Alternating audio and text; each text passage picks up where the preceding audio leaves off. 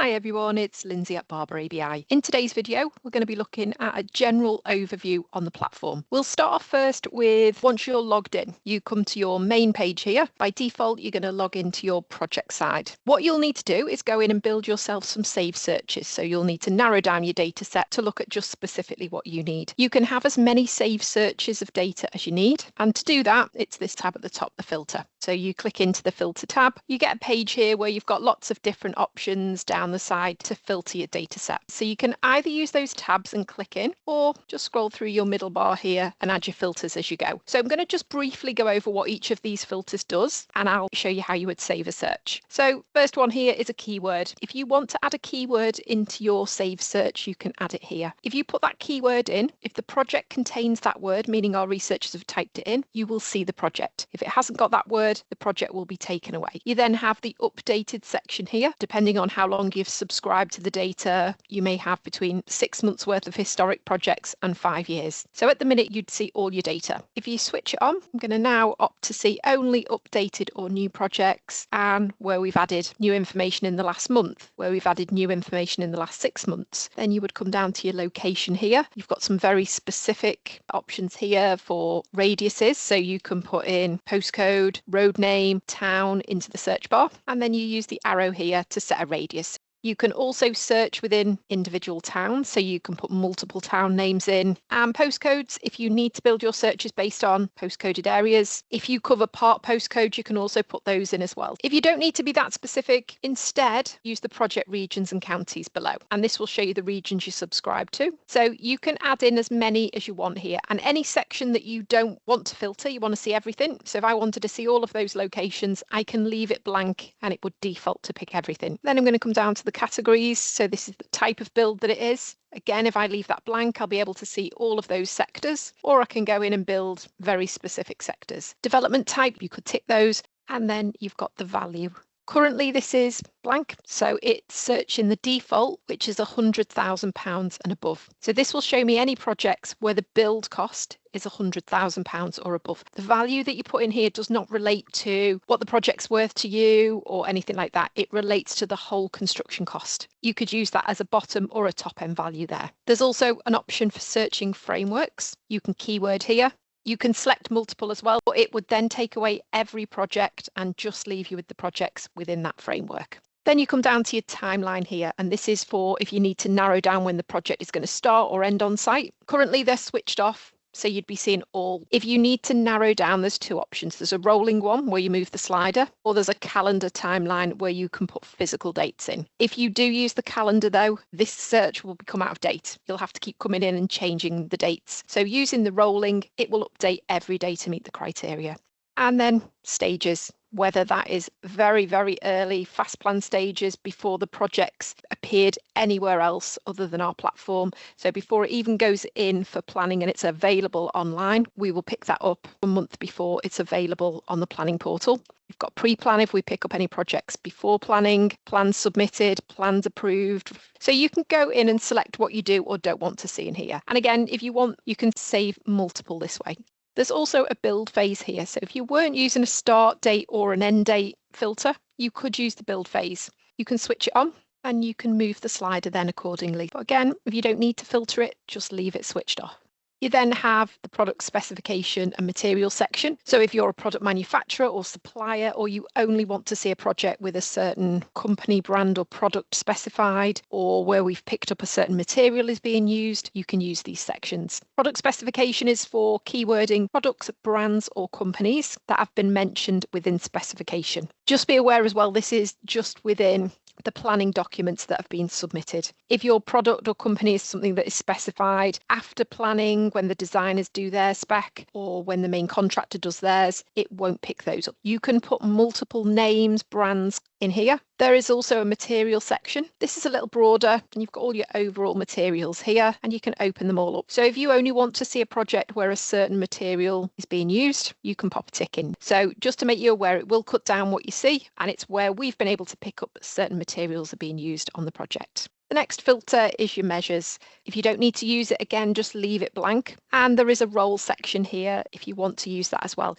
You don't have to use this. So what you're able to do here is tick a certain role, and what you're saying to the platform is you only want to see a project if this role is added. So if it doesn't really matter what roles are on the project, there will always be somebody for you to speak to. You can leave this blank. Once you're happy with everything, down to the bottom and view those projects. You'll see the map load up now regionally because I only pick Southeast. And before you do anything, top right, click Save Search. Give this a name, give it a name of something relevant to what you've saved.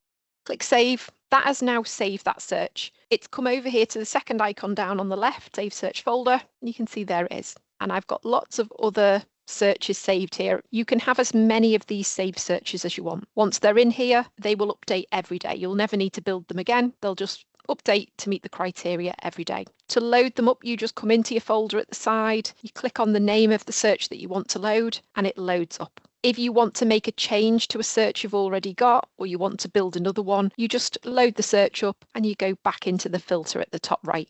You can either click clear all and it will wipe all those filters off and you start from scratch again, or you could edit either the search that you're in, or you could build a completely new one. So I've changed the area down to the bottom and view the projects again, and you'll see it move from Southeast now to Midlands. And if you wanted to keep this, again, top right, click Save Search. Now, if it was a little changed and you wanted to overwrite that search, you just click Save. Don't change the name in any way and it will overwrite it. As this is a new one, you just change the name, save, and now over here, second icon down on the left in your Save Search folder, there it is at the top, but it's kept that original search there. So if you build one master search with everything in that you're interested in, you can build others off the back of it and save them all as separate searches. When projects load, the project at the top is going to be the most recently updated by us. So this date here shows you when the project was last updated. At the top right of the map, there's an option for list view here. If you don't want to see the map, you can click that. It will take the map away and put the projects in list format, but you can switch between both. You can also reorder how you view that list. So instead of looking at it in latest order, you can look in value, start date or end date order, and it will reorder the list. On the map where you see any individual buildings, you can click on, it will tell you what that project is. You can click the title. It will take you straight into the project. Also, you'll sometimes see numbers. This just means there's a cluster of projects in that area. So if I start zooming in here, you'll see that number 3 will eventually start breaking up, or you can click on the number. So if I clicked on that number 2, it would just zoom in on what the 2 projects were on the map. And when you zoomed in like this on the map, the plus and minus at the top, there's another little button below, switch map layer. And if you want to see the project, you can zoom in to see where it's located there as well. At the top of the projects here, I'm going to click back and it'll take you back out into your list. Looking at the projects in the list, if they have the green icon next to them, it means that the project has started construction. So they're on site with those. Also,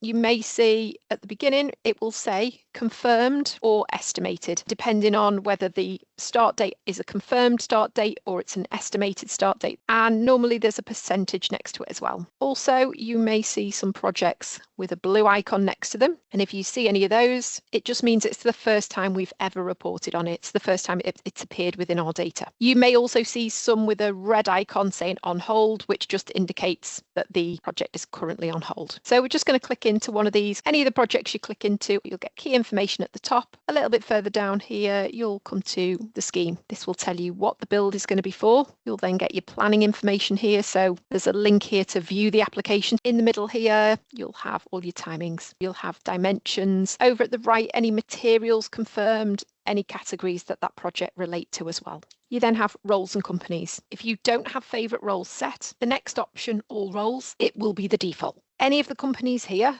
that have a little arrow next to them, it means we've confirmed a contact. You'll also see in the list, some of them don't have a contact name. You can still click the company name and it will take you into their details. So at the top, you'll still get their address and telephone number so you can still get in contact with them. But it will say no people found on this project, meaning we haven't confirmed a contact. You will still be able to click people on other projects and you'll be able to see contacts we've previously used. And if I click back out into the roles and companies, and the next tab over is the updates. This is going to show you anything new, updated or changed. And the next is your activities. So in this tab, you get the option here for My Tags. This shows you any tags that you've created. You can add multiple projects into those tags. You can create a brand new one if you haven't got a tag already, or you want to create another new one. You just give it a name at the top here. You click add tag and it creates that tag and puts that project into it. Or you can add it into one of your existing tags here. So if I wanted to add this in, click add tag and it's added that project in. And you can use your tags, and it's just a way of you putting multiple projects together. You can share with other colleagues. So anybody else in your company that has a license to access, you'll see their name, select their name, add in a message, click share.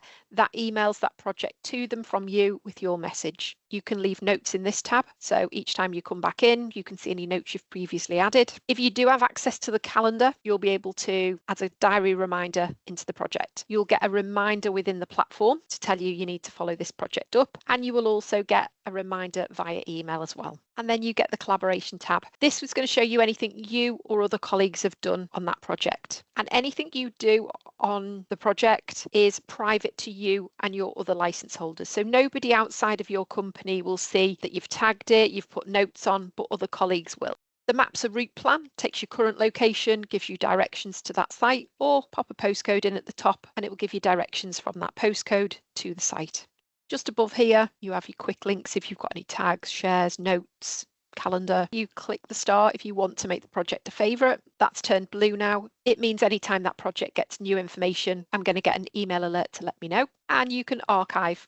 And then over at the right here, you can print the project off or save it to a PDF. And the project inquiry you can use to ask our team a question. So if you need some additional information or to clarify something on there, ask here, click send, and our team will look into it and come back to you. So that's all of the information inside there. If I then click back, you just back out into your list to carry on working through.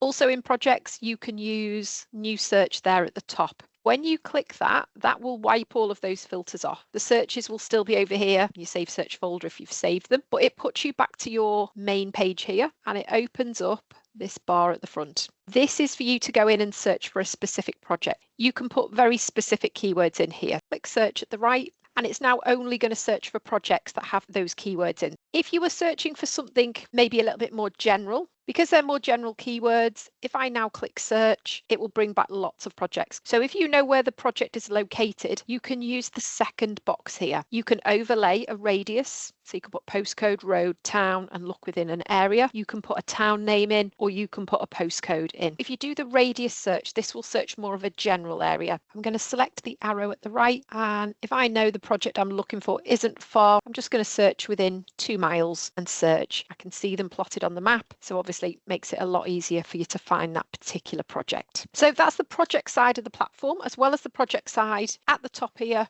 you have a drop down. You can switch to search for companies or people. If you select the option for people, you'll be able to come into this search bar here at the top. You will be able to put in a contact name. So if you were looking for a particular contact, you can put a name in. You can also search for somebody's job title. You can also add filters on top of these. You can also save these searches using the save here as well. Then you've also got the company side. So the company side of the platform, when you switch to the company side, you'll be able to, in the company bar here, search for a company name. Kia into the bar, click search at the right, and then you can see different regional offices of Kia appearing. So what you'll then be able to do is click onto the office, look at what projects they have, what contact names, what relationships they may have with other companies. So you can either do that on a company named basis here, or you can use the filter in the company side to build a list of companies that perform a certain role. So if I just click to filter, first thing you're going to do if you're building a company list will be to come down the tabs and go into roles.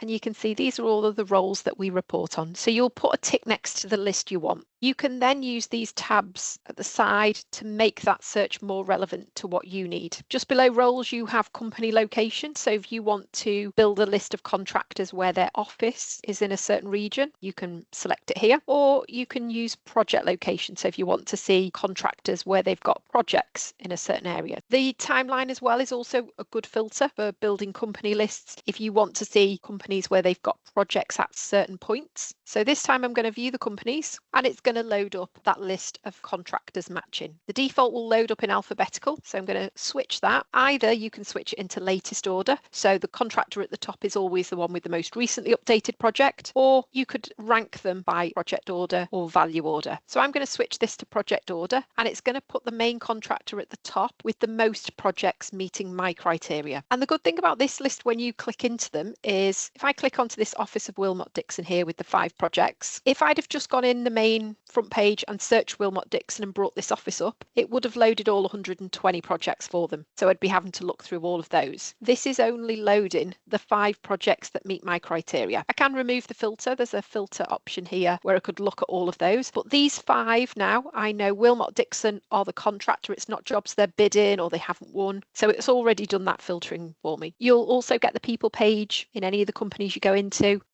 Any company as well that you go into, you'll see relationships. So if I go into relationships here for Wilmot Dixon, if I want to look at their relationships where they've been the contractors, this is the role they've been on the project. So this list now shows you those other companies that have worked on those 60 projects with them. So if I want to see the 59 clients that Wilmot Dixon have worked for, this is showing you who appoint Wilmot Dixon as their contractor. And you can see how many jobs they've done with them. And a little bit further down, as they're a main contractor, if I wanted to see which door subcontractors have Wilmot Dixon used on their sites, and you can see how many times they've used each of these companies. Works with company will give you a list of all the projects they've been on, and when you click on the project it gives you a quick snapshot of all of the companies that were on that project with them.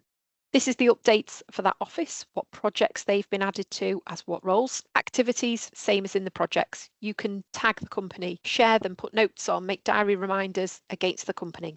If they're a company that are part of a bigger group, you'll see group companies here, anybody commercially linked. The map is the route plan to their office, and above here you will get the favourite. You can see the star's already blue for me, so this company are already a favourite. Making companies a favourite is a really good thing to be able to do. Any companies you already do a lot of work with, any companies you want to be doing more with, it's worth spending some time going in and searching for them and adding this star to that company. When you add that in, anytime that company gets added new to a job on our platform, you get the alert to let you know this company's got a new job. And over at the right, print the company details off or make a company inquiry. So again, if you wanted to ask our research team a question about this particular company, and if I come back, it'll take me back out into that list again. And these searches can be saved exactly the same way your project ones are. So if I wanted to save this contractor list, save search and save. So over here now in the second icon down, you've got the project lists there. We've also got this new search now. This looks slightly different to the others. It has the red dot at the beginning, indicating when you click this one, you'll get companies listed. The blue ones, you'll get projects listed. And over at the right of all of these searches, you'll see it has its own set of actions. First is a little clock. You can put a once daily or once weekly reminder on it. So you'll get an email once a week or once a day if something has been new or updated within that search. One can be set as a default with this tick here. It will leave a default sign next to it. And that just means when you log in, that will be your landing page. So instead of it being everything your company subscribes to, one of your searches can be your landing page. You can share with other colleagues here. That search would sit in their account and that sits separately in a folder here. So anything that's been shared with you, you'll be able to access there. And the last option is the bin. Click delete. That will remove that search then. So any searches you no longer need, you can delete. And then we'll just move down these icons at the side here. So your next is your league table. This is for running ranked lists of companies. Using the drop downs at the top, you just pick what list you want. So you might want to look at the top architects that work within the commercial market in the Midlands with projects over the last 12 months. You can update that search with one of your saved searches. It will then search within that very specific criteria. Then you pick what list you want. At the top right, you can see it's currently ranking by value overall of projects. They're at the top because it's £4.2 billion worth of projects. We switch it from value there at the top to project order. It's now going to rank the companies based on the number of jobs are relevant of value. So now UMC are at the top because they've got 93 projects in that sector. So you can use that for any role, sector or location to run top company lists. Next tab down is your My Leads, and this is just where you're going to break down your data here. So favourites will show you any project or company you've put the blue star on. Your history is any projects or companies you've clicked on. Tags, this is where all those folders are going to sit that you've created. These are ones at the top that I've shared with other colleagues or they've shared with me. And these ones at the bottom, my tags, are ones that only I can see. So if I click onto that projects to follow up here, and it's just 11 projects that I've cherry picked to look at. Also, you can share these as well. You go to the top right to share and you pick your colleague's name, you click share. That will then sit in their tags as well, so they can see anything you've put into that tag. Anything you've added notes to here, you will see the date, the project, what the notes are. Anything you've shared with a colleague or they've shared with you will sit in your shared tag here, and archive. Any projects you've removed from the platform all sit here. So if you have removed it by mistake, you can come in here and take it out. Next tab down is calendar. This is where all of the diary reminders are going to sit. You can either click on the title of the reminder and it would take you into the project or the company that that reminder is linked to, or over at the right here you can drop it into your own Outlook, Apple or Google Calendar, and the pencil at the end will allow you to make any changes to that reminder. Make any changes and click save, or you can click delete. If you no longer need the event, you can delete it. Next tab down is export. If you want to export out of the platform in an Excel format, you can take it through the export. You go to new export at the top, you give it a name. You are able to download either a save search or a tag out of the platform. And then here it will load the names of all of the searches. So I'm just going to select one of my saved searches, 31 projects. Click next. When you get to this page, this is where you pick your format. The default here at the top is email merge format. If you want more information, you will need to drop that down. The email merge format is just enough information for if you're doing mailing with the data. If you're doing anything else other than mailing with it, you'd need to drop it down and come to the bottom where it says bespoke. You can then select from those 31 projects you want to download the projects, the companies, the contacts that are within those projects. Because this is a bespoke format, you can drop this down as well, and every one of those tick boxes is going to be an Excel header. So basically you can go through this, pick what you want in your Excel. Once you've picked all the criteria that you want, you can click here and you can save that as a template. That means when you go to download a file again, you can use that Excel template, and they go into my templates here. These are the standard ones, and then you've got bespoke there.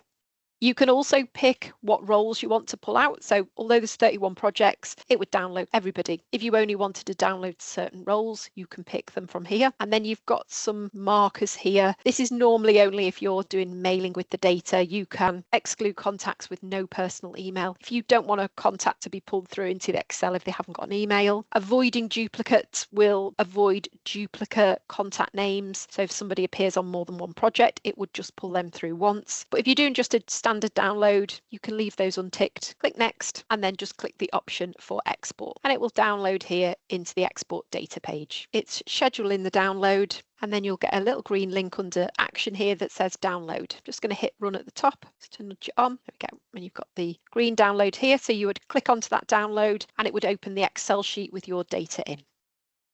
Next tab down is Teams. If you want to create a group of people to share something with, you can create it here. You click New Team at the top, you give the team a name, click Add Team, and it creates the team that it would sit here. Next to any of those teams, you will then be able to use this tab at the side that says Add User, and you'll see the list of all of your license holders, and you can add multiple people into that team. What that means is when you then share whatever you're going to share, you could share it with the team name. They would all get the copy rather than you having to do it individually.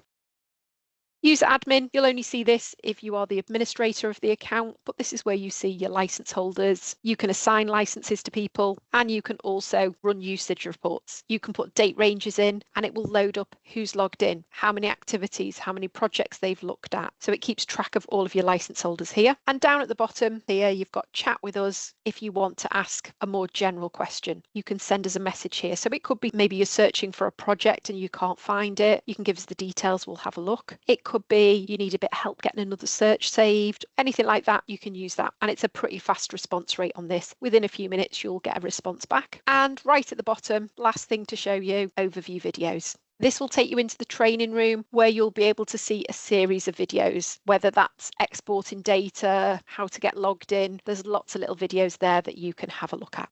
Thank you for watching this video. If you'd like to learn more about the Barbour ABI platform, don't forget to check out the full training room playlist available via the help button on the platform and on the My Barbour ABI page of our website. If you'd like to book onto one of our training sessions or receive your own bespoke training, just get in touch. Have a great day.